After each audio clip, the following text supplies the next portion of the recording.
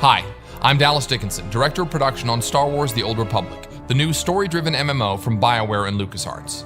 Today I'll be guiding you through the opening minutes of the Eternity Vault, a high-level multi-party operation involving an ancient prison that's been uncovered on the remote world of Belsavis. Inside this prison, a terrible evil has broken free that now threatens both the Republic and the Empire. At level 50 in the game, whichever side you're on, you'll be dispatched to deal with this threat.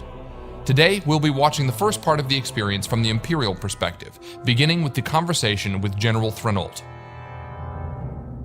My lord, forgive the lack of protocol, but war has broken the chain of command, and my purpose is grave. I am General Threnault, commanding officer of the Imperial Reclamation Service. I understand you're familiar with us.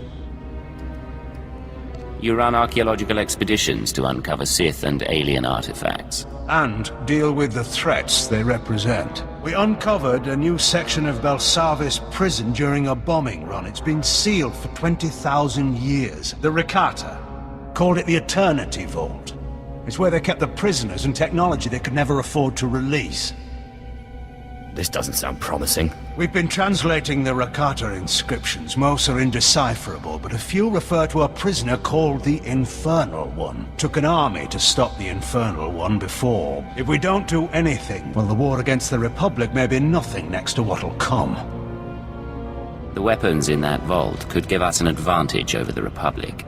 That will be up to you. General Threnault has briefed our group on the situation, and our heroes know what they have to do.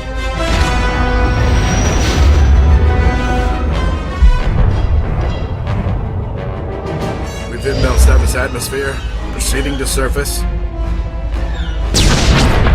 All hands prepare for enemy fire. The Eternity Vault defenses are active. Coming into Belsavis' atmosphere, the Imperial ship has come under fire from the prison turrets and is going down. The players must get to the escape pods. Each player takes his or her own pod to land at different points on the planet's surface. Weather conditions are extreme on this part of Belsavis. Players have to run through the snowstorm to gather up around a burning escape pod. Enter my domain. Children unknowing, they will serve. That voice belongs to the Infernal One. He knows our heroes have come for him, and he has prepared his prison fortress to repel their attack.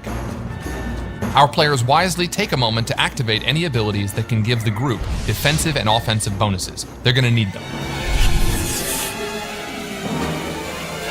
So as the battle begins, you can see the Sith Juggernaut. He's the primary tank for the group, and he's rushing ahead to draw fire from the turrets and the enemy droids.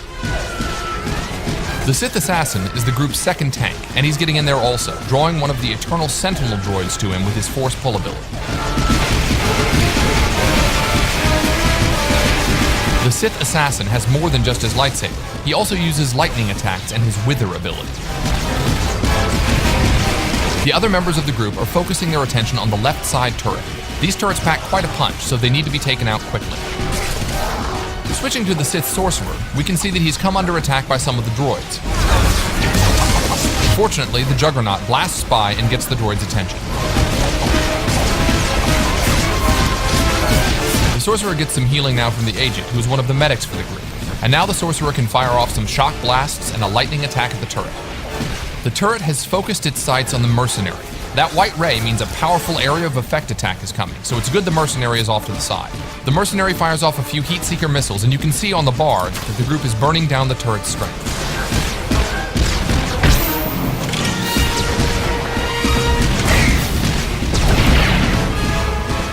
The majority of the group is now focused on taking out the remaining droids, while off in the distance, the Sith Marauder works on weakening that second turret. Here we see the power tech use his retractable blade on one of the droids, but even as one falls, more are coming in. You can see the Sorcerer here unleashing Force Storm, a wide area of effect attack to damage as many droids as possible.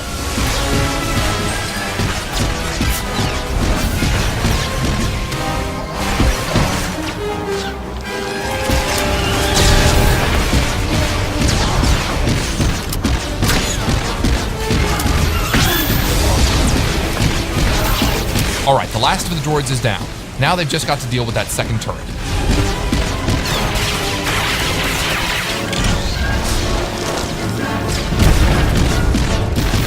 And with one last barrage of missiles, that's down 2. My finest creation, machine of machines. Metal enemies welded together, an allied toward... Before they enter the Eternity Vault, the Infernal One has another surprise for the group.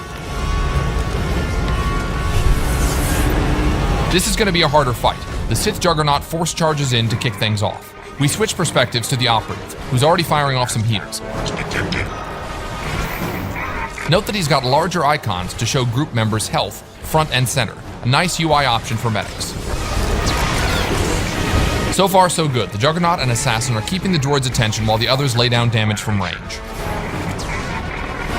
The Annihilation droid has laid down a sweep there to blast back the group members who were standing too close.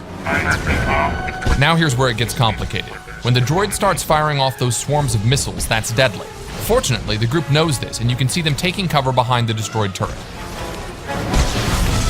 So most of the group is hiding, but the Juggernaut and Assassin are actually able to withstand this kind of firepower, so they're just charging right back in.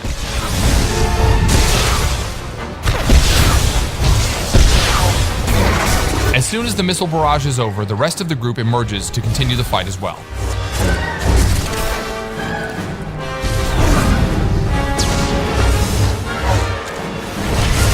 We switch to the Sith Sorcerer, who keeps his distance and keeps a steady flow of lightning streaming out to weaken the droid.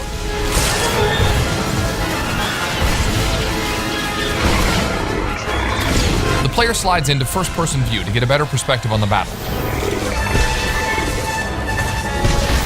Oh, looks like the Sorcerer got a little too close and got knocked back by that sweeping arm.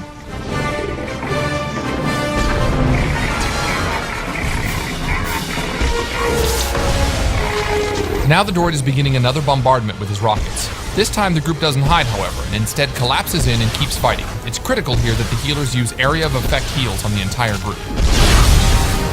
Even so, that's a lot of damage very quickly and the Marauder goes down.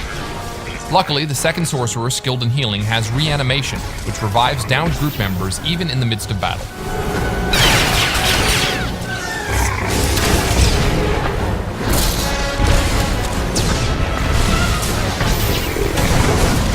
The red targeting reticle over our Sorcerer indicates that he's been targeted for a heavy missile attack. This attack will slam not only him, but anyone standing nearby, so he smartly moves away from the rest of the group to take the hit. Methods analyzed. Engaging stone protocols.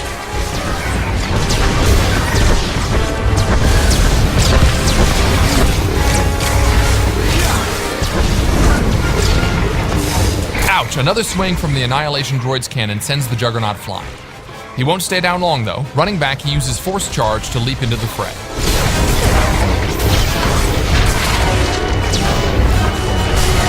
Our heroes maintain their blistering assault, chipping away at the droid's health.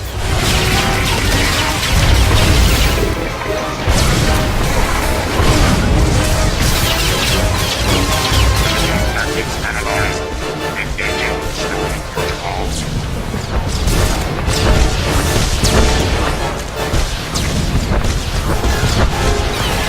And here the droid is launching another missile barrage, but his health is low, so the group just converges on him. They're gonna go for it. Oh, the droid's attacks are just too much. They're dropping. 1, 2, 3, even 4 of the group members go down. But it's not over. They're so close, and there you go. One final attack from the power tech, and the Annihilation droid has gone down. So that was just a small part of the larger Eternity Vault operation. We hope it's given you a good feel for what playing through the operation will be like for you and your friends. Thanks for watching. We'll leave you now with a sneak peek at what the Infernal One has in store for players inside the Eternity Vault.